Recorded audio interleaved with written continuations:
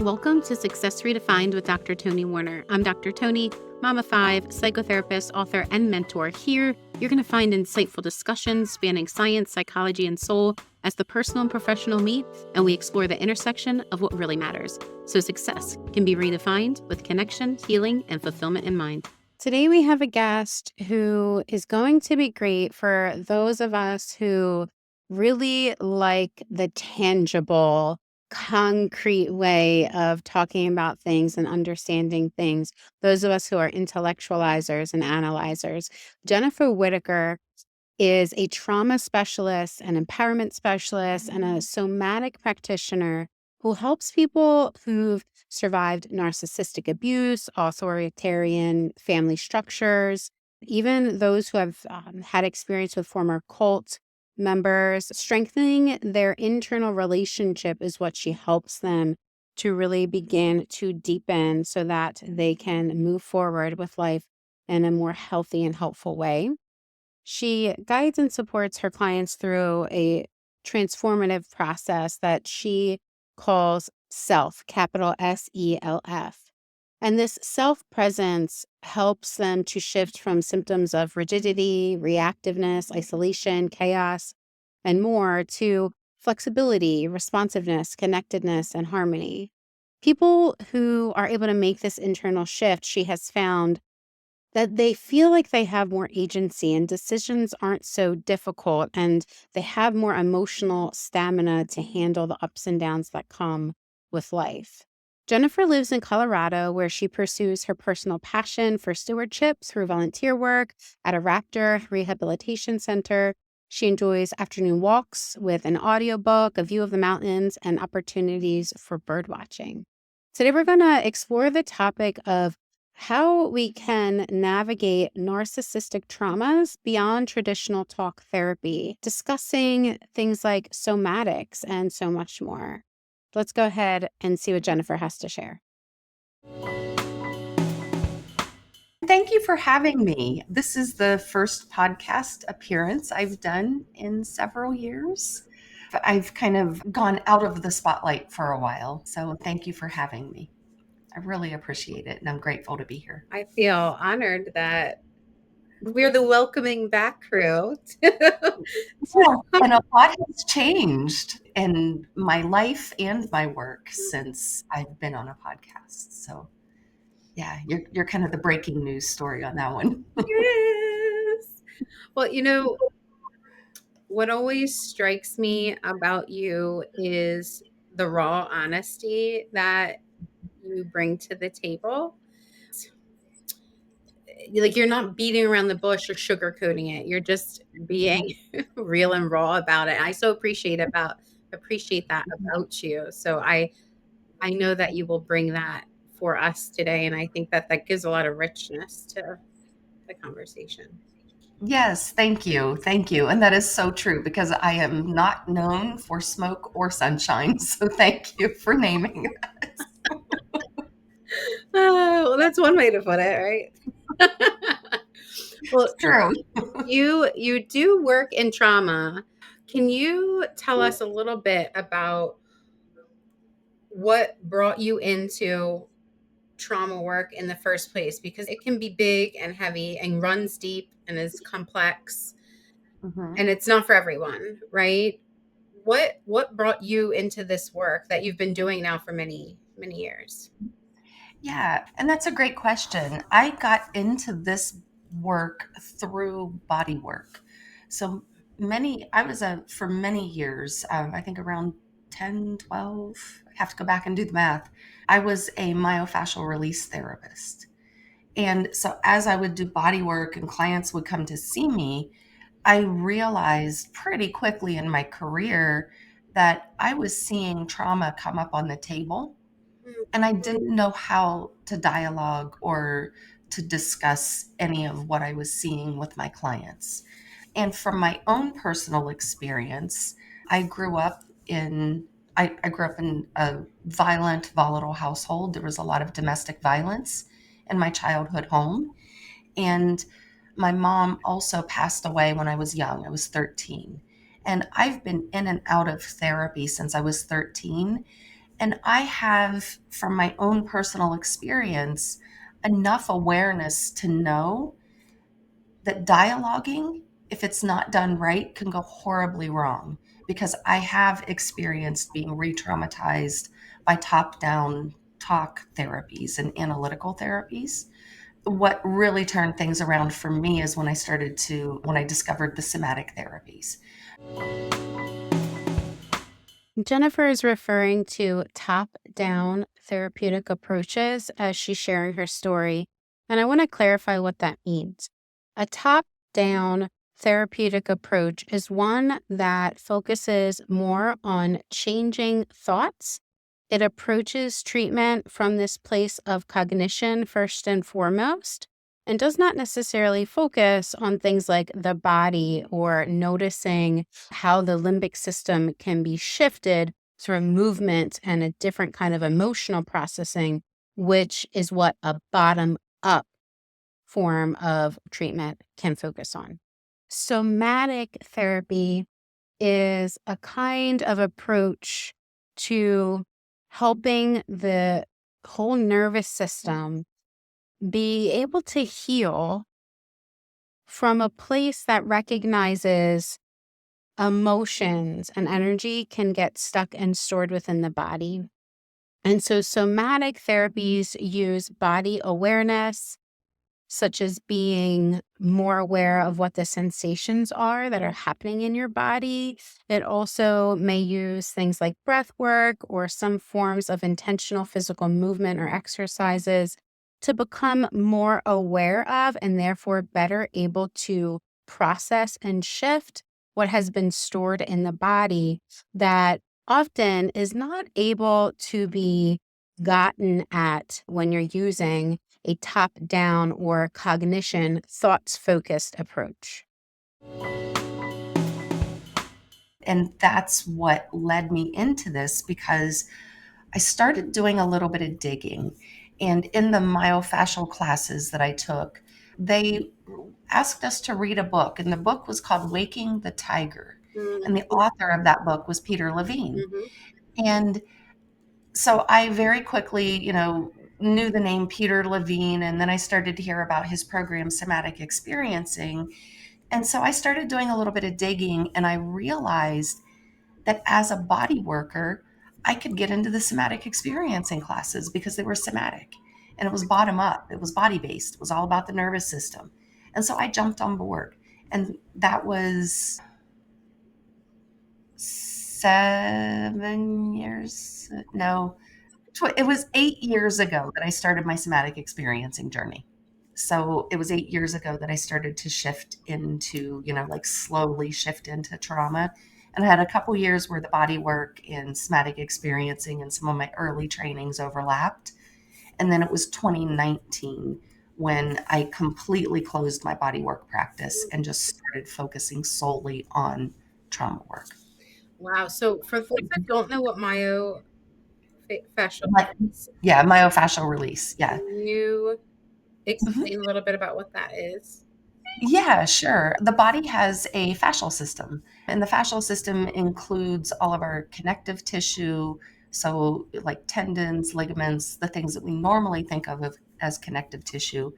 It's also the mechanism in the body that, like think about your abdomen and all the organs that are in your abdomen.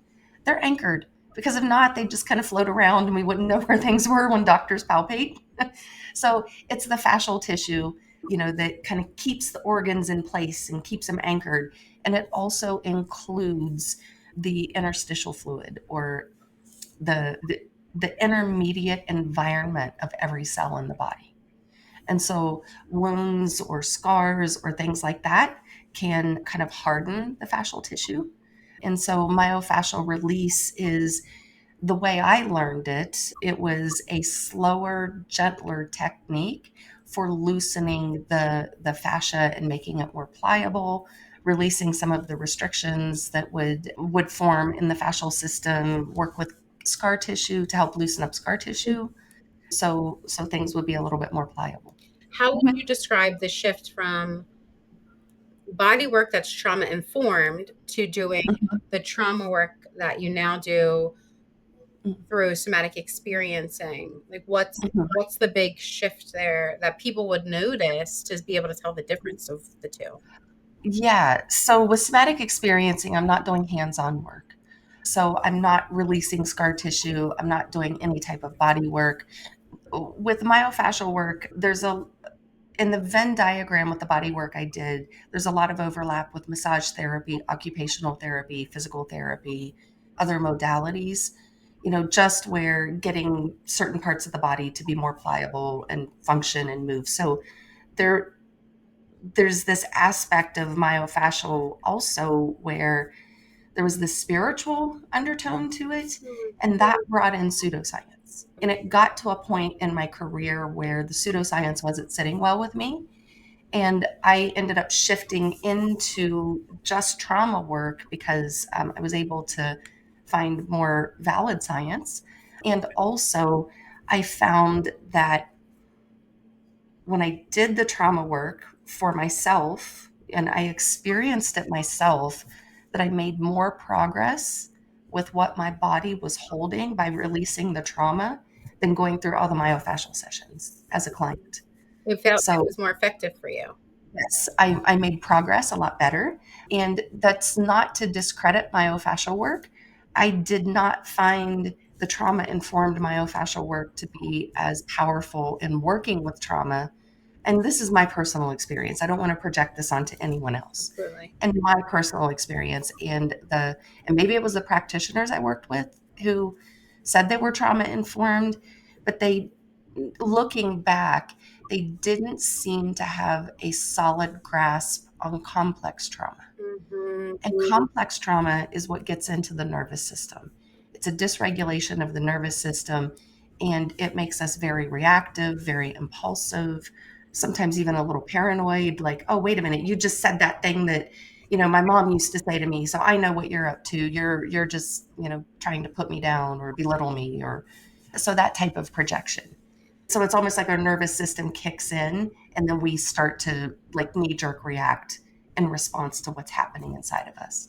I'm glad you brought up the complex trauma because I have a very special place in my heart for complex trauma because that's my specialty in my clinical work.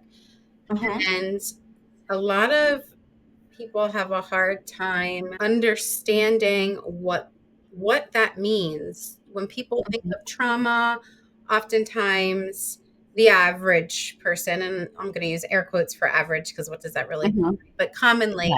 people are thinking of trauma as, someone got in a car accident, Mm-hmm. um, or someone passed away, or these more single incident traumas, Mm-hmm. which Yeah. they absolutely can be experienced in an incredibly traumatic way, of course, and also count as trauma. Mm-hmm. And there's complex trauma, relational trauma Mm-hmm. that Yeah. happens within the context of relationships, often over time. Mm-hmm. And that can be difficult for what I have found, especially high achievers, to recognize, like, oh, there's symptoms of trauma happening in my body. Like, what I'm experiencing, the numbness Mm-hmm. or the overreactivity that I'm experiencing could be Mm-hmm. related to relational trauma that I have Mm-hmm. experienced in Yes. my life. And there's like a disconnect there. And I'm curious about, if that is something that you have come across, is that Yes. like recognizing that difference and explaining that difference to folks, or even for yourself, if that was something Mm-hmm. that you had to figure out because it's not super common to discuss. Yes. Exactly. And there are different ways to come into complex trauma, for lack of a better way to put it. Another way to look at complex trauma is sometimes I'll call it cumulative trauma because it is. It's the death by a thousand paper cuts, that little by little building up day in and day out. So complex trauma can happen. Let's say in one scenario, you have in childhood, it was too much for too long. There was too much chaos, too much violence, too much, clutter, just too much overwhelm on the nervous system for too long. And I think we can all picture those dramatic families, those chaotic environments where there's just drama every single day, or some sort of conflict, or yelling or emotional abuse, verbal abuse, one way that complex trauma can settle into the nervous system. Another way that complex trauma can settle into the nervous system is too little for too long. So think about neglect, children, and I have seen this actually quite often in children who come from families of privilege. They're passed off to a nanny. Dad's got a high powered job, mom's got a high powered job, the parents are never home, the kids are always passed off or hanging out with friends, or they have too much time on their hands in those latchkey hours when they're on their own. And so they end up in this privileged, entitled mentality. And there's a lot of trauma behind, there can be a lot of trauma behind that privilege and entitlement of the too little for too long. And the kids just trying to fend for themselves, and it almost ends up and this might be a maybe too far of a reference, but kind of scale it back to like what we have in society, almost like a Lord of the Flies sort of thing, where you're fending for yourself and figuring out for yourself. So it might not get as severe as what we read about in Lord of the Flies, but at the same time, that I can do what I want attitude, Mm. there can be that can be a result of trauma.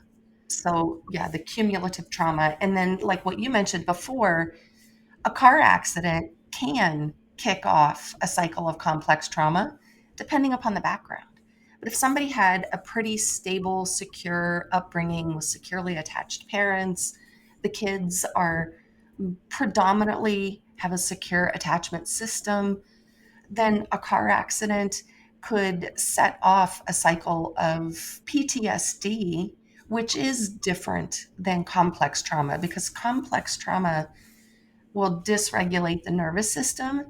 PTSD may or may not settle into the nervous system, because when it settles into the nervous system, it's like a conditioning process. Our parents can unintentionally groom us not to trust our own instincts. So think about if you were ever a little girl and you went out to a function, like maybe a potluck or family reunion or something like that, and there's somebody there that you very rarely ever see, like great grandma. And you're a little girl and you're scared of great grandma because she smells funny, she's old, and you barely see her. And your parents are saying, no, go give grandma a hug, go give great grandma a hug. Meanwhile, you're hiding behind mom and clinging to her leg. Mom pushing you away and saying, go give great grandma a hug, is encouraging you to override your instinct of this doesn't feel safe to me. There are other ways to handle that situation without conditioning our children to override their own natural instincts. And I look back and, just scenarios like that, and that happened over and over and over and over again in my childhood. You listen to your doctor, not yourself. Even though sometimes what the doctor says, and that's been a hard lesson in life, because I've had doctors tell me things that I'm like, no, that doesn't sound right. And then I've been on the wrong medication or something like that and had to go through this whole cycle of failure before we get back to what I was talking about in the first place. So all these lessons have led me to have more of a voice and more agency in my own life, to speak up and advocate for myself more. And so, for your experience, your own personal experience with complex trauma, Mhm.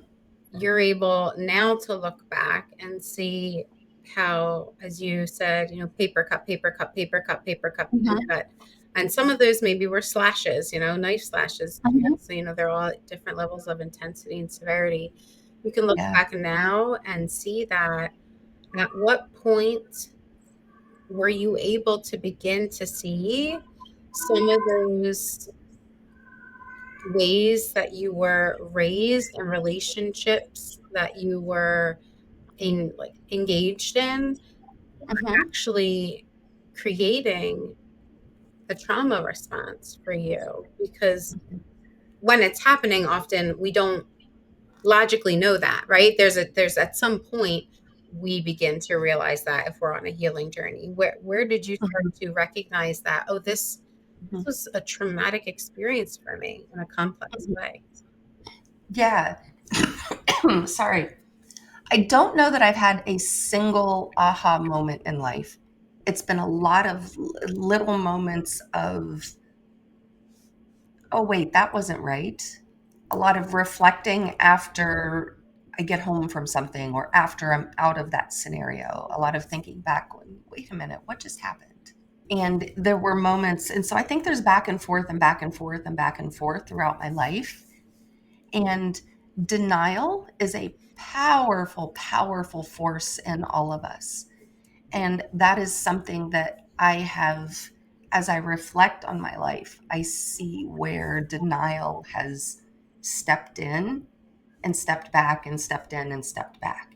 So even in childhood, there were moments when I knew, even as young as, like somewhere between being a toddler and starting kindergarten, as a very young girl, that the violence that was happening in my household was not normal. It was not okay. And there were times in early childhood where I would try to intervene between my parents when they would start fighting, Mm. as a little toddler. So I knew, and then it's like the wisdom was always there, Yeah. but then my body would kick into survival mode. And this is the part that I think is super important about complex trauma. Even though I may have had those moments of awareness throughout my life, the survival system, because our brains and our nervous systems are wired for survival. And that comes from the unconscious part of our brain. It's not like I consciously thought and made a decision that, oh, I'm wired for survival. I'm going to pretend this didn't happen, or I'm going to find another way to make this work, or I'm not going to try to leave my abusers, which I didn't have a choice to because they were my parents. I'm not going to try to leave this environment because where was I going to go? I didn't have that capacity to think that complexly as a child. But my survival system would absolutely kick in, and it would the survival system would cause me, as we all know, different states of the nervous system: fight, flight, freeze, tend and befriend, please and appease, feed and breed, rest and digest. These are all unconscious states of the nervous system that we don't decide to step into. They happen automatically. And the more awareness we have of them, then the more agency we have to do something about our own nervous system states when we become aware of what state we're in. What did you Um, start to notice was happening for you as you got older that informed you, yeah, like, oh, there's something yeah, up with my nervous system, right? Like, how did your right. dysregulation sit for you? What did you notice happening for you? That would have been, again, it was on and off throughout my life. And I think I became most aware of it as research on trauma grew, because I would be I've always been kind of the weirdo that would read nonfiction instead of fiction throughout my whole life. So, and I would go to like the psychology section of Barnes and Noble, or sociology, or, even self-help. But I would go more to instead of just self-help, I had a tendency to go to the more academic headings like sociology and psychology and things like that. And so I would come across like Bessel van der Kolk's book right when it first came out. And so reading books like The Body Keeps the Score, or When the Body Says No, or there was another one, I don't even have this book anymore. I think I loaned it to somebody and never got it back. I can't remember who, so it doesn't matter now. But one of the first books that I've read was called Body Mind. And this was, oh, many, many years ago. And I think the author was Dick Wald. And that was really eye-opening. So that was probably the point when I realized that, hey, there's something going on with my body mind, and just kind of opened me into that awareness. And if I had to guess when I read that book, I would say late 20s, early 30s. So the If I were, information, like you getting new information, Mhm. helped you begin to get curious, like, oh, maybe this Yeah. is some of what's going on. I know for me, it took a couple decades for me to realize that my complex trauma symptoms were largely showing up physically, where there's a lot of like tension. So I have TMJ which was created, Mhm. throughout my childhood, of not even realizing how much tension I was holding in my head and my upper body. Also, I became addicted to action because one of my ways of trying to connect was to take Mhm. action and to give and to, be of service to other people above and beyond what is healthy. And Mhm. and so for me, it worked. It really did work. I accomplished a lot. I got a lot done. I was super productive. Always hit my Mhm. goals, and so it really took a lot for me to say, actually, some of what's happening here, the way that you are living in life, is coming from traumas that you've experienced, and it's no longer healthy for you because you're more disconnected from your body. You're not actually enjoying life in the way that you're meant to enjoy life, right? Like, those kinds Mhm. of things. And I had to get hit over the head with a brick, metaphorically speaking, a couple Mhm. times before I was willing to think, okay, I can look at this, and I don't Mhm. actually have to sacrifice my ambition or my high achievement in order to heal. I can heal and still be ambitious and be a high achiever. And that was a big piece for me too. So I want to share that and put that out there, because I think Yeah. most folks that listen to this are going to be some version of high performers, high Mhm. achievers, leaders in some Right. capacity. And it Mhm. can be hard to acknowledge that some of the tendencies that have actually led to our objective success, right, when other people are looking at us, are actually part of a complex trauma system of the way that we've learned how to live. And we need to look at that and begin to heal some of that. And it's not going to be a threat to our ambition Right. and high achievement, but it will call us to do some things differently. Have you had that Right. experience? Yes. And one of the experiences I had was trying to, well, and I shouldn't say trying because there have been times in my life where I was, really in that high achievement role. I have chosen to step out of that because that was one of my trauma compensations was high achievement. And my especially after my mom passed away, my father was inconsistent in how he responded to any of my achievements. Sometimes it would be, kind of an insult buried in a compliment. Like, "Oh, you finally got your project done?" Something like that. "Oh, that's good. Took you long enough." And sometimes it would, like, I know there was one point when I was in high school. He gave me, I can't remember what it was, like $20 for every A that I brought home on my grade card. I'm making up the amount because I don't remember the exact amount that he gave me for A's, but he was paying me for grades. And then he quit. And so it was like inconsistent. And so he would pay and then he would forget and then he would pay, like maybe a year or so later. And intermittent rewards is how slot machines work. And I didn't know that at the time. And so that intermittent reward that I would get from him, whether it would be some sort of, like verbal praise or kudos, or even, like paid for grades or anything along those lines, was really inconsistent. And it did end up being like an intermittent reward system for me that got me into this almost addictive state where I was addicted to learning, addicted to getting the certificate, the diploma, the degree, the whatever it is, the license, the credential.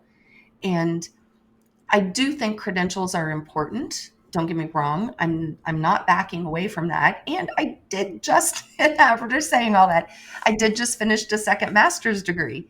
However, the master's degree I finished, it was something that I did think about before I went into it. Is in the psychology of coercive control. It directly relates to this. So it was a more balanced decision than some of the decisions I've made in the past. Yeah, I've signed up. moving from that place of like needing to prove. For me, Yes. that's what it was. So like, I needed to prove myself to some extent. I didn't realize that. Yeah, But exactly.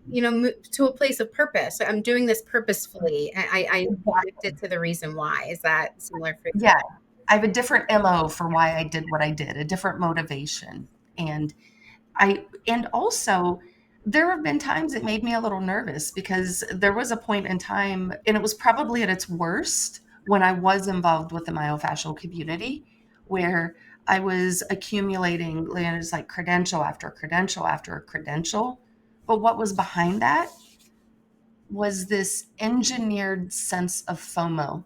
And when I say engineered sense of FOMO, there was a lot of it that came from the myofascial community and the spiritual community that I was involved with at the time. Trying to find a way to connect, to feel a sense of belonging. And I'm Mhm. curious about, because I know one of the areas you specialize in is around supporting folks healing from narcissism, which really connects with the complex trauma experience Mhm. we're talking about here. Would you say that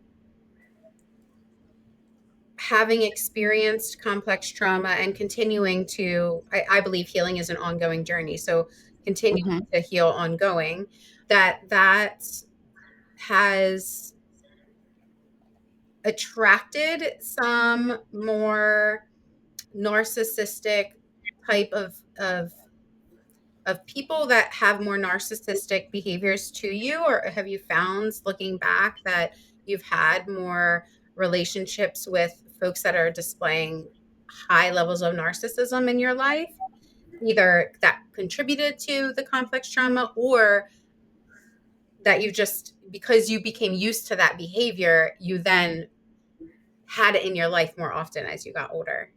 Mhm. I think there's, I don't know. So I want to start off by saying I'm not a huge fan of the law of attraction the way a lot of people talk about it. And also, I do think there is something about like what comes into our life, kind of like attracts like. So if you've ever seen the video of like the marbles where they dump the marbles in the top and it's like a sorting and like the colors kind of sort themselves out at the bottom in the little slots. Those marbles are crystals though. Those aren't just little glass marbles too. So I think that's an important part of it. I think there's an aspect of like that whole phenomenon that science hasn't quite been able to explain yet, but there's something to it because I also want to start off by saying I don't diagnose. That is outside of my scope of practice.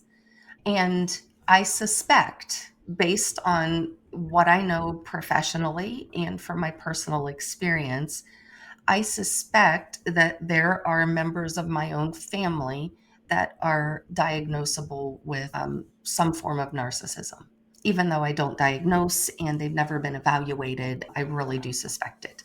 So, growing up in an environment that I'm pretty sure was with narcissistic abuse in my childhood gave me the experience of, just like what is it like to grow up in this type of household. I also grew up in a very small town that's insulated and isolated from much of the rest of the world. My small town is like there's no city that anyone's heard of within a 2 hours drive. So Pittsburgh was 2 hours away. Cleveland was 2 hours away. Columbus was 2 hours away. Charleston, West Virginia was 2 hours away. Anything in between was just kind of like maybe a small sized, I don't know if they would even qualify as cities, a lot of little towns and villages, but if you wanted to get to a major area, it was, like Philadelphia, a major urban area, DC, New York, Chicago, you're looking at 6 to 7 hours. So the small town itself, I describe my small town as, have you ever read Shirley Jackson's The Lottery? Mm-mm. It's a short story. One of my majors was English, so I have a bachelor's degree in English. And that was a short story where I think they did a made for TV movie, but the winner of the lottery is really not the winner. It's a small town where they do things the way they've always done it, just because that's how they've always done it. So it's like tradition is, and tradition is really big and we have to stick to our traditions. And the lottery was, well, I can give away the short story because I don't know that anyone's going to go pick this story up and read it, but if you do, I found it to be a good one. The lottery was all about having a successful harvest every year. So it's kind of like the Hunger Games. The winner's really the loser. And so the winner of the lottery was became the human sacrifice that was stoned to death by the town. So they would ensure a fruitful harvest for everybody. So everybody would live. Now, obviously, this is a fiction story. It wasn't real, but that's how my small town felt. It was like you homogenize and you step in line. The gossip circuit and the rumor mill is what was used to control people. So it wasn't exactly like a cult, but it was a lot like a cult. So the means by which there was no central leader in the small town, but the means by which people were accepted into the community or shunned and, kind of shunned out of it was through the gossip circuit and the way people talked about you. And there were all these like just constant alliances going on. So somebody would call and talk to me, like flying monkeys trying to get me on their side. So it's like, it felt like knowing what I know about narcissism now and looking back, it felt like the whole town had this, there were just like narcissists throughout, because it was all about how can we make sure everybody does what we want them to do and acts the way we want them to do. And About yeah, control and using right. fear or Mhm. coercion or Exactly. conformity in order to create this sense of control Right. under the guise of like order kind of Exactly. thing. And Exactly. just So just I grew clear, up in it. we And we all have some level of narcissistic tendencies as mhm, individuals with egos, right? But yeah. there's this spectrum Mhm, where we can do it in a healthy way because we can become aware if we're stepping over the line and mhm. pull ourselves back because we can practice introspection. And then there's those that are higher up on the spectrum and Very much they're so. engaged in narcissistic tendencies more often than not. And the awareness, that Mhm. introspection that that's what's occurring is not there. And so there's not like this stepping back. There's not this willingness to change or take responsibility, hold themselves accountable for addressing their own role in it, kind of thing. Right. And so it sounds like your experience growing up is you felt like socially and within your nuclear family unit, you were experiencing these narcissistic tendencies in those relationships, almost like there was no escape from it. There was just, Right. you were surrounded by it. It sounds like was your experience. Right, exactly. And a lot of therapists, which I'm sure you're familiar with this, will try to find that resource from childhood. Like, who was that safe person? Did you have a teacher? Did you have a coach, a neighbor, anyone? I don't have that person because the people who tried to be that person still weren't safe. Like, word always got back to my parents. And by the time I got home, there was some sort of drama that I had to deal with. Sounds overwhelming. It was very overwhelming. And it gave me a lot of awareness of difficult personalities, and also it gave me a lot of tolerance for difficult personalities. Because when I got into adulthood and I started having relationships with people, even friendships, not just, people that I, dated or partnered with over the years. Not that there have been a lot, but I would find myself being attracted to more difficult personalities. And then I would be like, oh crap, I did it again. I got myself into, one of these Jekyll and Hyde relationships again, and then I would run. Yes. So Yes, it, yes. And it that's such kept my, a yeah, difficult cycle to find yourself in. And when right, you're someone that has had the experience of, you know, being able to work hard and do mhm, things well, and then you find yourself in these relational experiences that aren't going the way that you feel like they right. should, it's it's so difficult internally. It's difficult.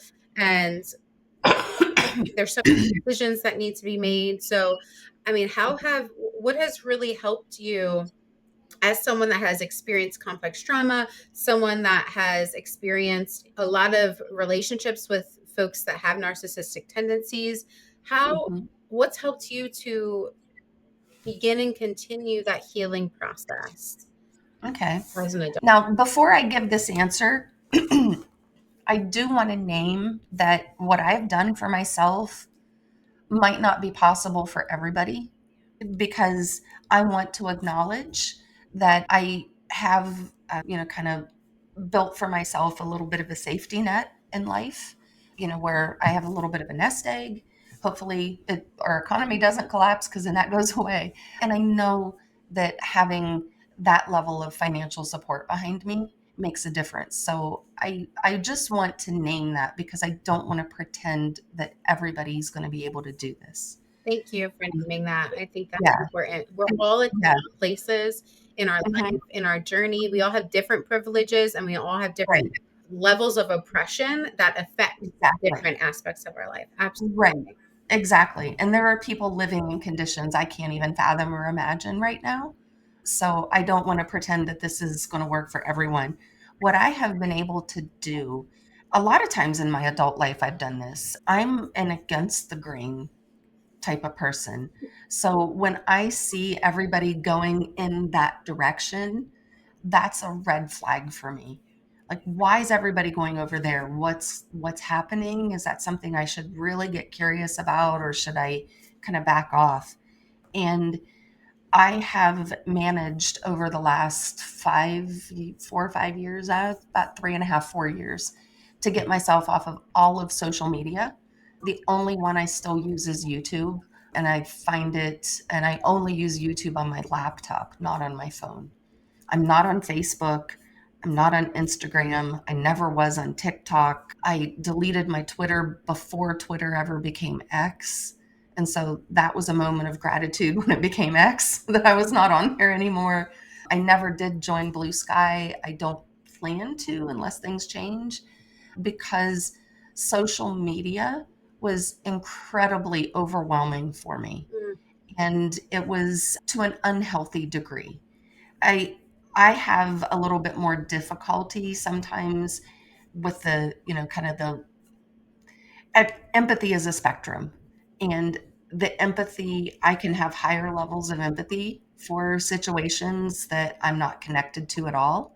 I'm the one that will, like, see the guy rescuing the dog out of the frozen water, and I'll cry through the whole video because I'm a crier. So social media, just like reading the comments and the chaos and the hatred, was too much. So I had to back away from it. As much as I was connected to people that I love and care about, I had to back away from it. And I also had a starting over point. In 2021, I had lived in Ohio my whole entire life until 2021, and I moved to New Mexico. And then I was in New Mexico for 3 years, and I've since moved to Colorado. I moved to Colorado last year. Love it in Colorado. I want to stay here. I kind of want to settle and, get used to the area, and this feels like my place in northern Colorado. And in this starting over point, when I left Ohio, I had a tag sale. I sold my house. I got rid of probably 75% of my stuff. And when I left New Mexico, I got rid of another chunk of my stuff. So this here in Colorado really is a starting over point. As I'm starting over, I am being very, very cognizant to build my work around my life. So I've already started volunteering, because volunteering is important to me. And I see my role as a volunteer. I take it as seriously as my work, because I choose to volunteer at a place where I consider us stewards, stewards of the environment. I work at a raptor rehabilitation education research program here. It's called the Rocky Mountain Raptor Program. And it's a rescue for birds of prey. And when birds of prey are able to be released back into the wild, they are. And if they're disabled, they might become one of our educational ambassadors, where they're permanent residents and they help educate the public about birds of prey. Because we have several birds that, if they were released back into the wild, they're disabled and they would not survive on their own. And, some birds have been with us for 25, 30 years and came to us, like as nestlings, because they were injured, or, had some disease. Like we have one bird with a joint disease that never was able to fly because of it and has been with us for 25 years. So I don't want to, so I need to pull this back in because I could go on and talk about the birds. This is a huge passion of mine, so I need to reel that in. But finding your passions is so finding your Yes, passions is one of the things, and exactly. pursuing them too. Exactly. Carving out room for Pilates a couple times a week. Hypermobile. Reformer Pilates is incredibly important for me for joint stabilization because I am hypermobile. So building that in and like making my work go around that. And I also like ballroom dancing. So I've just found a ballroom here. I've only gone to like one or two lessons so far, but that's another thing I want to build into my life before I like fill in all the spots with clients and workshops Hobbies, and things. giving Yeah, back, passions and pursuing them, getting exactly. off social media, or at the very least Mhm. having very intentional boundaries around technology in general. Exactly. Exactly. So getting some supportive structures and things that I know that support me in life, making room once a week. I make a point to eat raw fruits and vegetables every day. And that's less about me being nutty crunchy and insisting on being healthy. And it's more about me. I'm autistic and it's more about my autism and having some level of consistency Mm. because I do have days where I forget to eat because I'm so hyper focused on what I'm doing. And if I have one of those days, I always have some fruits and chopped up vegetables in my refrigerator where I can go grab something and I'm not starving. So So knowing what your body needs, what I hear you saying too, right? That brings us back to the beginning of this conversation around somatics. So somatics exactly. brings in the body. It includes body work, body Mhm. brain, right? The nervous system work with Yep. other forms of therapies as well, depending on where someone's Yeah. practicing. So for me, I go above and beyond talk therapy because I include the brain and body in the work that I'm doing, right? And that's the tapping Yes. and bottom down approaches you're talking about. So that's Yes. really important for you and for your healing. Right. I want Exactly. I want to ask as we close for today, as you look back on just all that you've shared in the past 45 minutes together, Mhm. how would you now define success for yourself in your life as someone Mhm. that's experienced complex trauma, but also has passions and purpose and dreams Mhm. in this life that you are living? What would be your redefined definition of success for you in your life now from where you stand Mhm. today? Yeah, that's a really good question. I don't have as succinct a definition as what you would ever find in the dictionary, so please bear with me on this. No, make it be your own. That's all that matters. Yeah, and I do think success, and that's one of the reasons I started with what I started with my little caveat that not everybody would be able to or maybe even want to do what I'm doing. Because I do think success, and I really think it has to do with what brings us back to ourselves. Mm, Where do we find that sense of purpose, fulfillment, peace within us? And that's going to be different for everybody. Not letting society define for me what success is anymore. Not letting anybody outside of me tell me that you were successful or you were not successful. Like I said, I like to ballroom dance, and maybe I'm not the best of the best, and I know that I'm not. Maybe it looks awkward or I don't look the best when I'm doing it. But just being able to get up and do some of those moves is a big deal for me. yes. And, to do some of the things. Like, I might not ever be on television or go to competitions. I'm not really a competitive person. I've backed out of, like, sports, and I try to get out of, like, zero-sum game type scenarios Yeah, where something there you has to be a fight. enjoy, to do something Yeah, that you enjoy, that's exactly. meaningful to you, for you in your life. Right. And the things that fulfill me and sustain me and bring me back to myself. Yes. That's how I define success, to where so if I can come home in the evenings and feel safe in my home, feel safe in my neighborhood, feel safe in the life that I've built for myself. feel safe, to be able to sustain and enjoy Yeah, the things that matter to you in your life. I love that. right. And the, and I think it's important too to highlight the life that I've built for myself, because there have been a lot of times where, my dad can be really domineering and, say things like, well, this is what you need to do. And when I was younger, I would do what he told me I needed to do. And it never worked out because that's what he thought I needed. And he was just trying to, like, exert control and dominance and, be the one that with all the knowledge that everybody needs. And it never worked out for me. And so being able to take that agency on myself and say, no, that's not what I need for myself. This is what I need. And knowing that there's going to be backlash that I'm going to have Mm, to deal with, or, go low contact, no contact, whatever that looks like, because that can be different for everybody and, from family to family. yeah.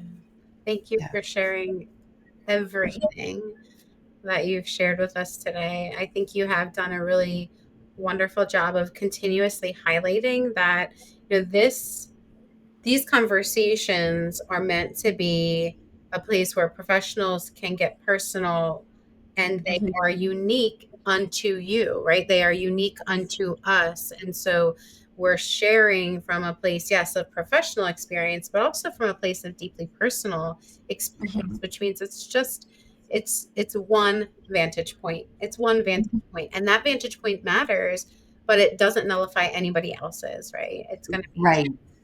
for each. Exactly. Exactly. Yeah. Beautiful. If anyone wants to learn more about you, is there a place that they would go to do that? A website or email? Yes, my website is jenniferwhitaker.com.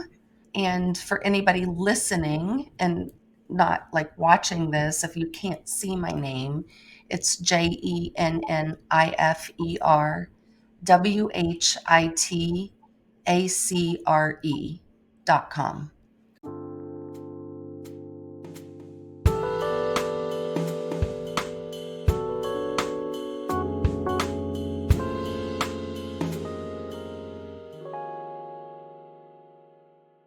Links related to this episode can be found in the show notes section. Want to submit questions about success, satisfaction, healing, and relationships, health, or work? You can do that free and anonymous at drtonywarner.com, where you'll find other resources there as well. Did you benefit from this episode? You can subscribe, like, and share with another to pass it on, because anyone can listen on the go with this podcast audio available on all major podcasting platforms.